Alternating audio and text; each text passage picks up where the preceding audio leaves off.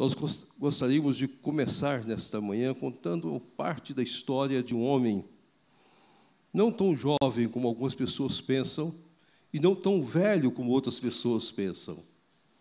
Era um jovem que deveria ter em torno dos seus 65, alguns chegam a dizer seus 70 anos, porque ele saiu jovem, percorreu 40 anos com Moisés, então ele deve ter saído com seus 25, alguns colocam pouco mais, mas era o jovem Josué. E aos 70 anos, Josué teve diante de si o maior embate da sua vida, a maior luta da sua vida. Havia atravessado o Jordão, recebeu da própria mão de Moisés agora o ministério a ser cumprido, que é levar o povo a conquistar a terra prometida. Ele tinha um ministério a ser exercido, tinha um papel histórico a ser exercido. Ele não era só um líder religioso, mas ele era muito mais do que isso, era um líder político, era aquele que tinha a obrigação de governo sobre o povo, tinha autoridade de governo sobre o povo. Não era profeta, não era sacerdote, não era aquele que intercedia diante de Deus, diante do povo, mas, ao mesmo tempo, é aquele que cumpria o seu papel fielmente diante de Deus, de representar todo o povo. Este homem tinha a obrigação de levar avante o ministério dado por Deus. E o seu primeiro embate, a sua primeira luta foi com Jericó. E eu gostaria de chamar a atenção para este ponto. O primeiro embate. A partir dali, ele deveria revelar toda a sua índole, toda a sua formação, todo o seu trabalho, toda a sua luta. E a partir de Jericó, nós vamos estabelecer os segredos que iriam nortear a vida de Josué até o final dos seus dias. Os pontos básicos, a construção da sua vida que lhe deu a vitória. E sobre esses pontos básicos, sobre esses princípios básicos, é que eu quero meditar nesta manhã. Josué, capítulo 5, a partir do verso 13 até o capítulo 6, eu gostaria que nós pudéssemos ler até o capítulo 6, no verso de número 5. Josué 13, capítulo 5, verso 13, até o capítulo 6, no verso de número 5. Vamos colocar de pé e vamos ler de forma alternada esse texto sagrado. A igreja participando, não importa a versão da Bíblia que você tenha, você pode ler. Vai ficar um pouco de confusão, mas não confusão de línguas, que você vai ler na sua versão e todos nós vamos entender o que você está lendo. Eu lerei o verso 13, os irmãos do 14 e assim por diante. Estando Josué ao pé de Jericó, levantou os olhos e olhou. Eis que se achava em pé diante dele um homem que trazia na mão uma espada nua. Chegou-se Josué a ele e disse-lhe: é tu dos nossos ou dos nossos adversários?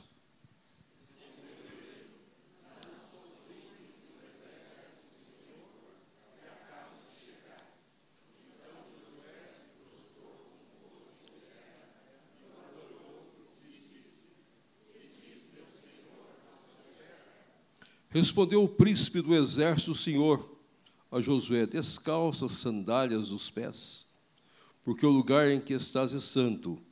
E fez Josué assim.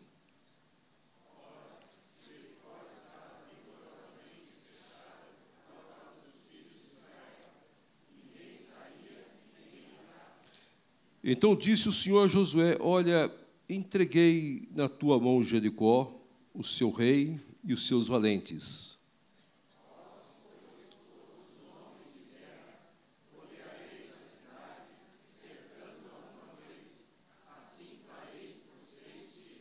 Sete sacerdotes levarão 7 trombetas de chifre de carneiro adiante da arca no 7º dia. Rodearei a cidade 7 vezes, e os sacerdotes tocarão as trombetas.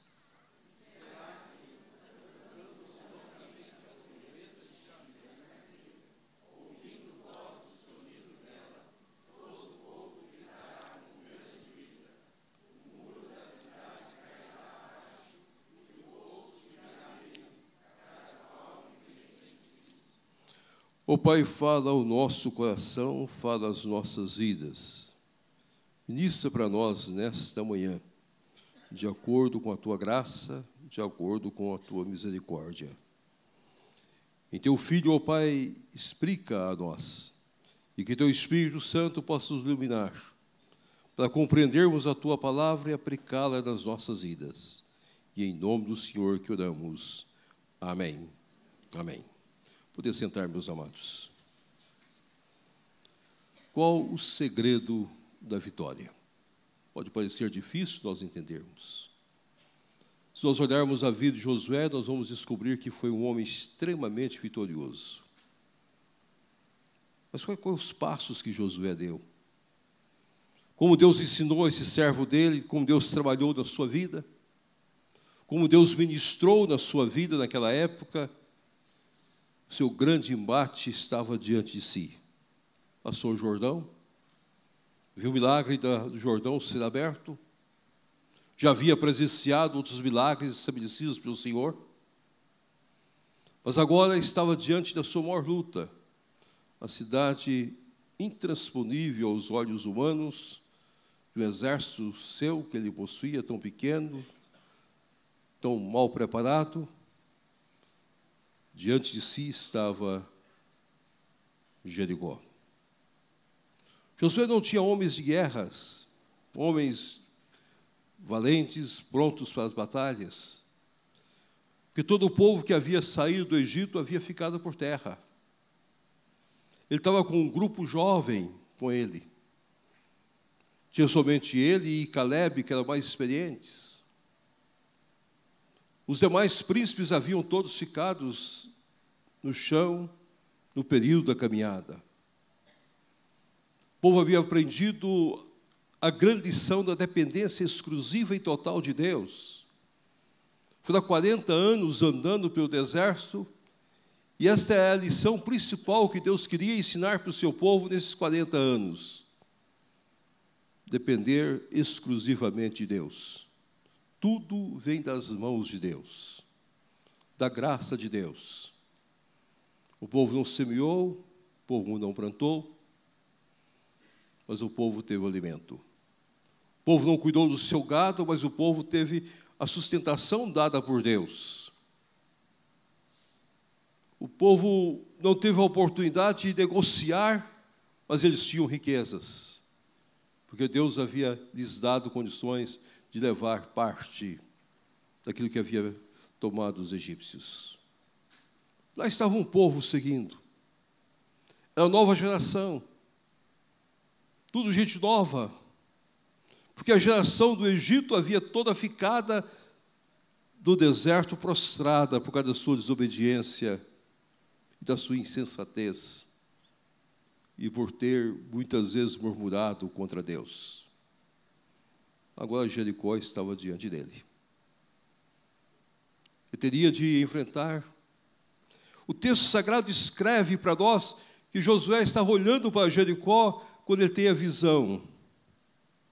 E nesta visão ele depara-se com um homem com espada nua. Possivelmente no coração de Josué ficou um regozijo. Eu tenho um grande soldado diante de mim. E Deus então enviou um soldado para que eu pudesse vencer a batalha. E a pergunta que ele faz é direta e concreta: é todos nossos adversários? E a resposta pronta: não. Sou do exército de Deus e acabo de chegar. E Josué aqui reconhece, dentro da visão teológica que ele possuía, a pessoa do próprio Senhor Jesus Cristo. Aqui nós temos uma teofania, uma representação de Jesus no Velho Testamento. Por isso que o texto sagrado escreve para nós, com uma sensatez muito grande, que Josué se prostra e com o rosto em terra o adora e pergunta-lhe: que mensagem você tem? Que o Senhor tem? E a resposta é direta: descalça as sandálias dos pés, porque o lugar em que estás é santo. Ali está o primeiro princípio e o primeiro segredo. Josué, as vitórias da vida cristã e as suas vitórias virão quando você tiver santidade. Vida santa. Santidade. É muito sério nós falarmos sobre isso no mundo em que nós vivemos. O livro de Apocalipse, o livro de Hebreus, traz para nós os 3 sens. Sem derramamento de sangue, não há redenção. Sem fé, nós não podemos agradar a Deus. Sem santificação, nós não podemos ver a Deus. A palavra santidade, santificação, está envolvida com a obra que Deus faz em nós. Quando nós nascemos de novo, nós caminhamos com o Senhor, e pelo Espírito Santo Deus trabalha em nossas vidas, para que nós possamos ter o caráter de Cristo Jesus, o nosso Senhor. Quem estava na escola dominical de hoje pôde observar a preocupação do nosso professor de apresentar o livro de Mateus, na sua introdução, e apresentar no livro de Mateus o Sermão do Monte, e falar que ali estava a figura do caráter de Cristo Jesus. Quem prestou atenção na lição, o professor foi muito didático na sua apresentação, e eu fiquei bem sentado ali ouvindo e observando detalhes da sua lição, muito boa. O caráter de Cristo. Santidade é isso. Santidade é nós cada vez mais parecermos com o nosso Senhor Jesus Cristo. É refletirmos Cristo Jesus nas nossas vidas. E o ponto central está aqui. Josué, sem santidade você não vai ter vitória. A vitória não é tua. Você tem de ter identidade comigo. Você tem de ser como eu sou. Ser como Jesus é. Eu creio que é o maior desafio que nós vivemos na sociedade hoje. Nós vivemos numa sociedade secularizada. Nós vivemos numa sociedade que está perdendo os seus parâmetros. E a maior preocupação da igreja é que dia a dia nós estamos perdendo a visão da santidade. Nós quase fazemos uma dicotomia daquilo que nós somos, numa impossibilidade. O nosso coração só precisa ser entronizado à pessoa de Cristo Jesus. Ele é Senhor das nossas vidas. Ele é Senhor do nosso viver. Agora, se os irmãos olharem Jericó, Josué vai conseguir vencê-la, mas se os irmãos olharem logo em seguida, os irmãos vão ver que o povo de Israel é derrotado em Ai. Um povinho sem nenhuma expressão. No capítulo 8, descreve que o povo é derrotado em Ai. E essa derrota de Ai, povo pequeno, foi por uma única razão. Acã havia tomado coisas que eram proibidas e levado para a sua tenda. Isto é, o povo perdeu a visão daquilo que era básico. Vocês vão ser vitoriosos porque tem a santidade das vossas vidas. Muitas vezes as derrotas vêm sobre as nossas vidas porque nós perdemos a visão da santidade que Deus quer que impor a cada um de nós. E logo nós caminhamos para aquilo que Deus proíbe que nós tenhamos nas nossas vidas. E nós deixamos que a mentira possa imperar nas nossas vidas. Que aquilo que é pecaminoso possa fazer parte das nossas vidas. E o nosso coração fica longe de uma vida plena da graça de Deus. Santidade. Deus não exigiu nada mais de Josué. Foi o mesmo que Deus exigiu de Moisés. Descalça as sandálias, porque o lugar que estás é santo. E eu vou te dar a vitória, Josué. Deus não exige de nós muitas coisas, meus amados. Nós temos nossas Jericós, nós temos nossas batalhas, nós temos nossas lutas. Ah, Senhor, como eu vou cuidar dos meus filhos? Tenha uma vida santa na sua casa. Tenha uma vida de santidade no seu lar. Meus filhos são pequenos, o mundo é tão difícil. Parece que o mundo agora é dominado pelas drogas, pela violência. Eu vivo num mundo que muitas vezes eu pergunto, Senhor, como será o mundo dos meus netos e meus bisnetos? A resposta de Deus é uma só: santifique o teu lar. Tem uma vida de oração no teu lar? Tem uma vida diária no teu lar?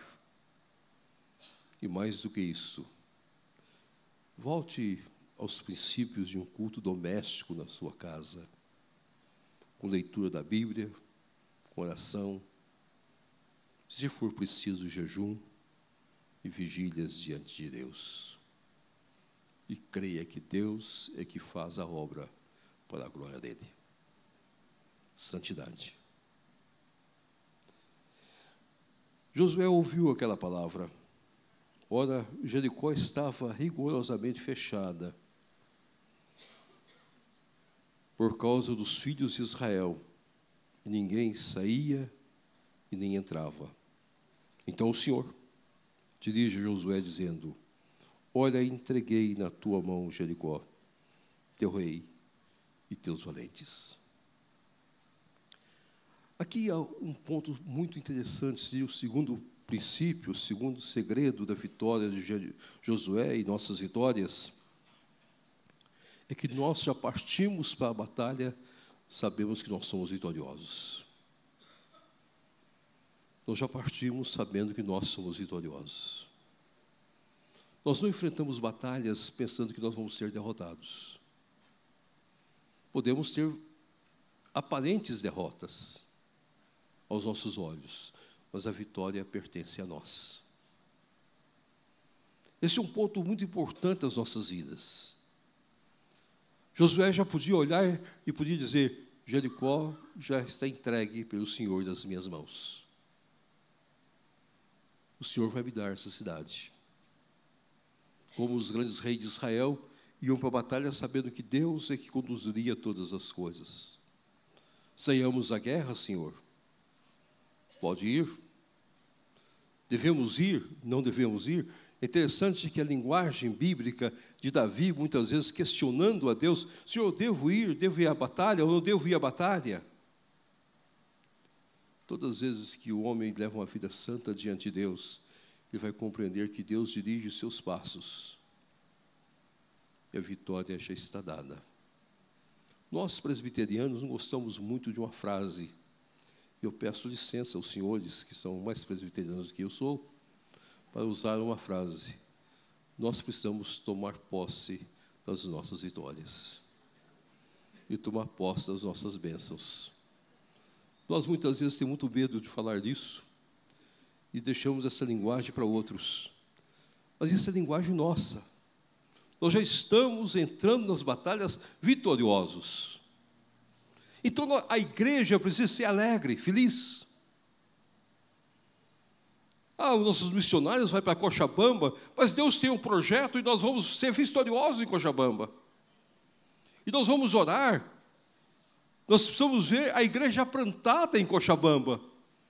Vai demorar anos, não importa quantos anos. É Deus que dirige todas as coisas.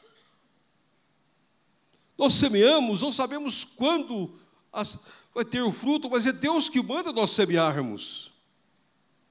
Lembra do Salmo 126? Grandes coisas fez o Senhor por isso estão alegres. Aqueles que saem andando e chorando enquanto semeiam, voltarão com júbilo, trazendo os seus feixes. É nos vales áridos que vem a chuva no tempo de Deus. E o florescer de todas as coisas de acordo com a misericórdia e o poder de Deus. Nós muitas vezes perdemos as batalhas porque nós ficamos amedrontados. Nós achamos que Deus não pode dar para nós. Deus não pode colocar isso diante de nós. E Deus não pode nos dar para a glória dele. Eu sou pastor de uma igreja há 37 anos. Criei meu filho lá e praticamente ele viu a igreja nascendo, que ele é bem criancinha quando chegamos. E nós sonhávamos com grandes coisas. E cada dia que eu olhava para a igreja, eu sempre afirmava para a igreja, nós temos que sonhar na nossa igreja. Sonhar com o nosso desenvolvimento, sonhar com o nosso crescimento, sonhar com uma igreja maior. E quando chegamos no momento que o nosso lugar que estávamos era pequeno, eu disse, agora vamos sonhar em ter um terreno maior, para construir uma igreja maior, para estabelecermos uma igreja maior de acordo com a vontade soberana de Deus. Algumas pessoas riram, disse, como a igreja do interior, de uma cidade relativamente pequena, pode crescer. Eu disse, Deus vai nos dar. Pertence a Deus. Construímos o templo. E pensávamos que o nosso templo caberia todo o nosso povo. Hoje, quando reúne todo o povo da nossa igreja, o nosso templo se tornou pequeno. Construímos pensando que demoraríamos muito tempo. Nossa igreja hoje tem a sede e mais 9 congregações. Nós temos congregação a 150 quilômetros da sede. Nós já temos mais de 1.300 membros. Você vai dizer, como a igreja do interior pode ter 1.300 membros? Ou você lança a rede e trabalha, ou você passa a vida toda pensando pequeno. Deus nos dá a vitória. Nós precisamos olhar nesse ponto. Nós precisamos crer nesses pontos. Nós vivemos assim diante de Deus, olhando o que Deus tem para nós, o que Deus tem colocado diante de nós, tomando posse daquilo que Deus de fato quer nos entregar. Tem aparentes derrotas? Tem aparentes derrotas. Há um momento de recuo, há um momento de ir. Às vezes há momentos difíceis para nós. Eu me lembro de uma congregação que nós começamos, e nós ficamos 2 anos no bairro, distribuindo folhetos, e nenhuma pessoa ia à igreja. Hoje a igreja está construída. Tem o seu pastor, tem sua liderança. Você tem de crer. Josué, Jericó lhe pertence. Então, quando você olhar para o seu filho, que está longe do Evangelho, olhar para sua filha, olhar para alguma coisa que você está achando que é tão difícil aos seus olhos, diga, Deus vai me dar. Deus vai me dar. Deus vai trazer meu filho. Deus vai trazer minha filha. Vai trazer os meus. Um dia eu os batizei, mas eu não os batizei para a perdição, mas para a salvação em Cristo Jesus, o nosso Senhor. Mesmo que por algum momento eles tenham ido embora, eu vou estar orando. A coisa mais linda da parábola do filho pródigo, uma das coisas mais emocionantes da parábola do filho pródigo, é nós entendermos que o pai estava sempre olhando para a porta aberta e crendo na esperança, meu filho voltará.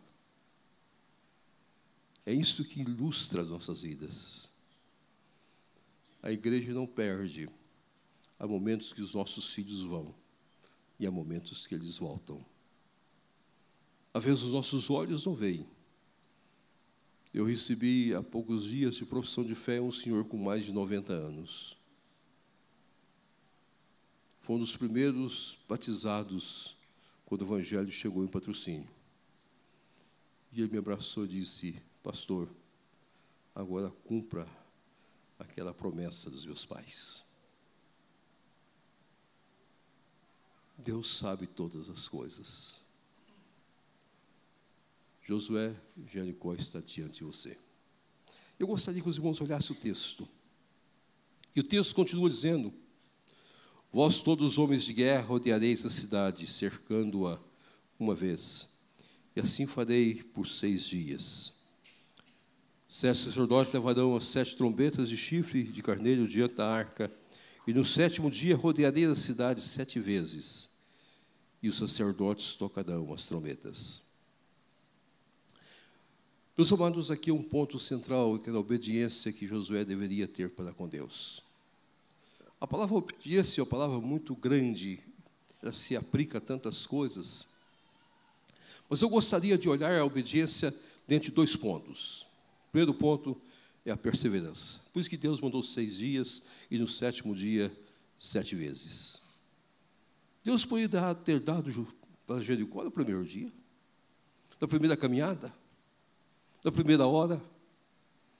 Mas uma coisa que Deus sempre quer nos ensinar na vida é que nós precisamos ter perseverança. O ser humano desanima muito fácil dos seus alvos. A gente muitas vezes anima. Senhor, com quantos anos eu vou orar por alguém? 20 anos, 30 anos, 50 anos? Não, meu querido, a sua vida toda. Pode ser que você vai passar a vida toda orando. Deus sabe o tempo. Deus sabe a hora. Deus sabe o momento. Há poucos dias eu recebi a resposta de oração que eu faço há 44 anos. Pela conversão de uma pessoa. O tempo é de Deus. Perseverança. Nós não podemos animar hora nenhuma sequer. Enquanto os nossos olhos tiverem condição, temos a obrigação de orar. Às vezes a gente vai caminhando, e caminhar muitas vezes é difícil, a gente cai, machuca, e à medida que nós vai passando os anos, nós vamos olhando também com outras perspectivas, e quanto mais velho a gente vai ficando, a gente fica pensando, algumas coisas são inglórias, mas não importa se são inglórias. As dores vêm, os machucados vêm,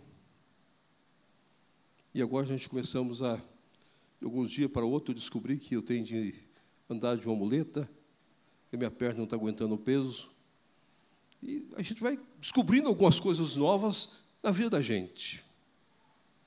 Mas a gente tem que ter perseverança. Perseverança marca as nossas vidas. Você vai rodear uma vez, Josué? 1º, 2º, 3º, 4º, 5º, 6º dia. E no último dia você vai rodear por 7 vezes, Josué. Isso eu quero que te ensinar. Você vai só conquistar a terra se você perseverar. Que a luta vai ser constante. Na vida a luta é constante. E o crente passa por lutas por toda a sua vida. Não há descanso. Elas vêm de uma maneira ou vêm de outra maneira. Ela vem de um embate ou vem de outro embate. O segundo livro mais lido por nós cristãos, depois da Bíblia, tem sido o Peregrino. É pena que hoje o Peregrino não tem sido tão lido mais. Nós estamos perdendo a visão, e eu tenho dito que nós precisaríamos fazer novas edições do Peregrino, para que o povo presbiteriano e o povo evangélico voltasse a ler o Peregrino. Mas quando você estuda a vida de John Bunyan, você entende a perseverança. Foi um homem que ficou 20 anos preso, injustamente. Ele foi acusado de bigamia, da perseguição religiosa na Inglaterra. E nesse período de prisão é que ele escreveu o Peregrino. E o Peregrino nada mais é do que uma ilustração da nossa caminhada e da perseverança que nós precisamos ter. Perseverança nos nossos objetivos, nos nossos alvos. Sem arrefecer. Com o mesmo ânimo, com a mesma alegria, com o mesmo prazer. O que mais chama-nos a atenção no apóstolo Paulo é que ele tinha um alvo, e ele perseverou nesse alvo. Até os últimos dias da vida dele. Corri a carreira, guardei a fé.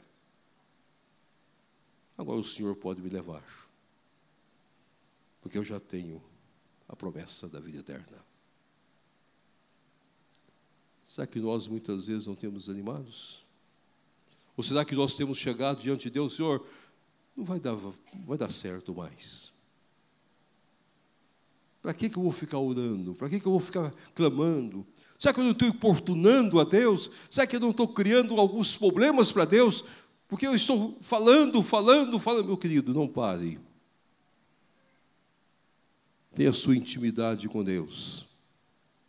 Uma das coisas que eu tenho falado nesse Brasil é que nós precisamos voltar a gozar da intimidade com Deus. Entra no teu quarto. O maior segredo de oração é entra no teu quarto. Feche a porta do teu quarto e fale a Deus livremente. Nós perdemos isso. Moisés disse para Deus, Senhor, perdoa este povo, risca meu nome no livro da lei. João Knox disse a Deus, dai-me a Escócia, ou leva-me para estar contigo. Tira meu nome. Eu estou vendo no livro da revista da igreja, propaganda sobre oração. E vocês têm homens e heróis de oração. George Miller. Pode arrumar a mesa. Mas é uma coisa interessante, George Miller. Entrou no escritório, fechou a porta. O que ele falou para Deus, só ele e Deus sabe. A vida pastoral, nenhum pastor vive o seu ministério se algumas vezes fechar a porta e chorar diante de Deus e falar com Deus. Há momentos que nós sentimos que o trabalho é tão difícil, tão árduo, tão pesado.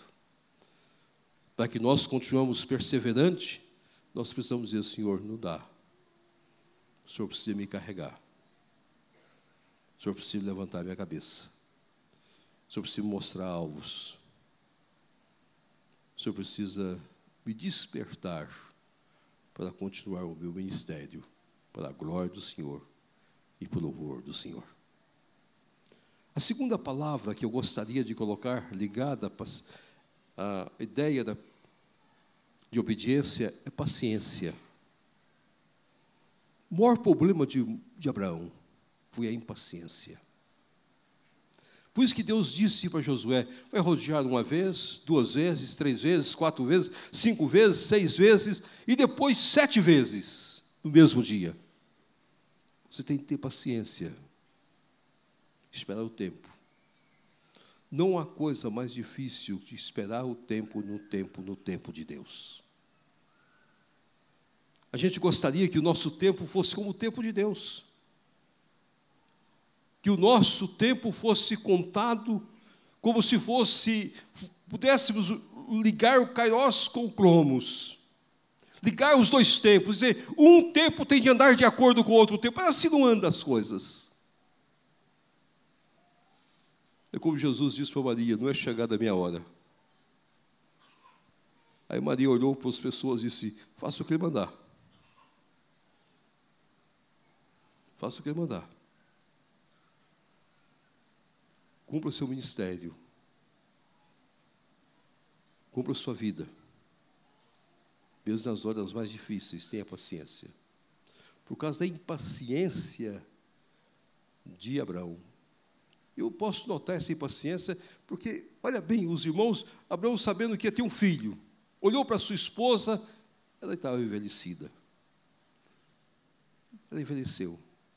Olhou para ele mesmo, ele também estava envelhecido. Olhou para sua própria condição e disse, eu não tenho condição mais de gerar filhos. Eu não tenho mais condições de estar com a minha esposa. A idade chega. Os limites chegam. Olhou para Sara e disse: como que um ventre amortecido como de Sara pode gerar um filho? Aí Abraão e Sara conversando, um diálogo franco de um esposo e de esposa. Eu só posso entender isso. Cada vez que eu leio a Bíblia, às vezes eu paro um período só para imaginar os diálogos que teve, que a Bíblia não relata. E nós não podemos escrevê-los. Aí Sara olhou para Abraão e disse: Abraão, nós temos uma saída. Eu te dou Bila, escrava. Gera um filho nela. Vai ser meu filho. Era um costume da época. Não há nada pecaminoso, era um costume dos seus dias. E Abraão anuiu o conselho da esposa. E nasceu Ismael. Não era o filho da promessa. Por causa da impaciência, nós temos problemas até os nossos dias de hoje. E Josué deveria entender isso. Moisés também, por causa da impaciência. Moisés ficou nervoso com o povo. Qualquer líder ficaria nervoso com aquele povo ingrato, difícil de conduzir. Há momentos na vida pastoral, eu tenho certeza que em alguns momentos, ele entra no escritório e fala assim: pastor, Deus não dá mais. Eu acho que está chegando a hora, eu já estou cansado, vai ter reeleição agora. Eu já estava conversando com ele, disse: já completei 15 anos, agora o conselho quer que eu continue. Mas em alguns momentos ele deve ter dito: o senhor não dá mais. Aí ele chora diante de Deus, Deus fala para ele: levanta a cabeça, Hilder. Que moleza é essa, rapaz? Deixa de ser impaciente. E quando você tiver fôlego de vida, você vai trabalhar.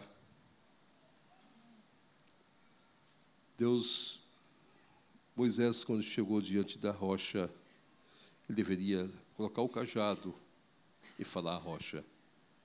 E ele bate na rocha. E por causa disso, Moisés não entrou na terra prometida. Mesmo tendo pedido a Deus: Senhor, por que eu não posso entrar? Não, Moisés, você vai ver a terra. Você vai vislumbrar a terra. Mas você não teve o cuidado de ser santo.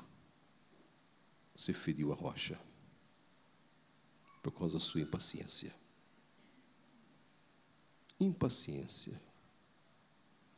Nós somos chamados para sermos pacificadores e termos um pouco mais de paciência em nossas vidas. Por causa da impaciência, muitos casais destroem as suas vidas. Cresce o número de divórcio no nosso país por causa da impaciência.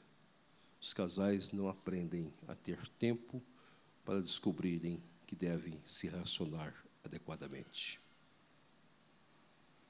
Por causa da impaciência, há muitos casais que se casam e depois têm a tristeza de já ter o filho gerado antes do casamento.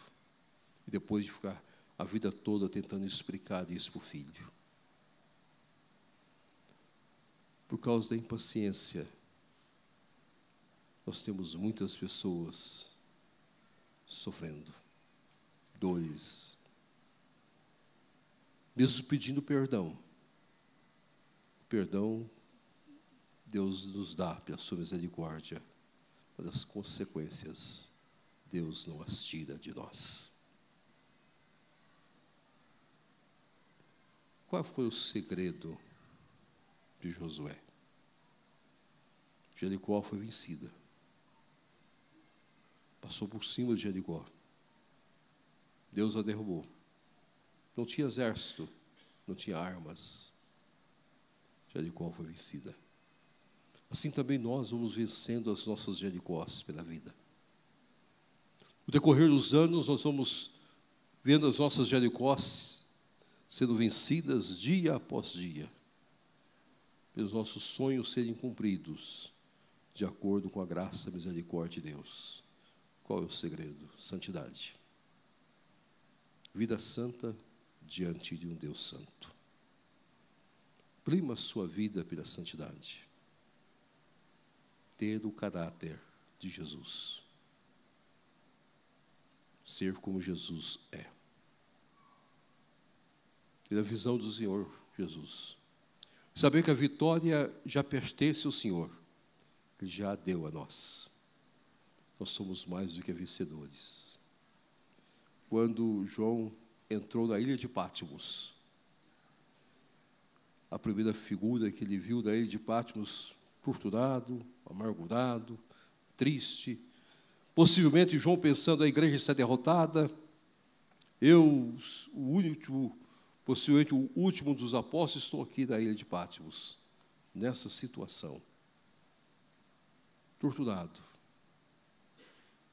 A primeira visão que Deus deu a ele foi a visão do Senhor Jesus Cristo, a visão da vitória.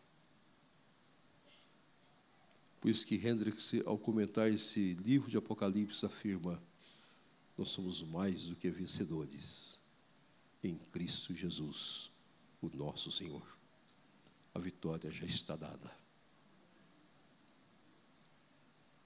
Obedeça o Senhor dentro da perseverança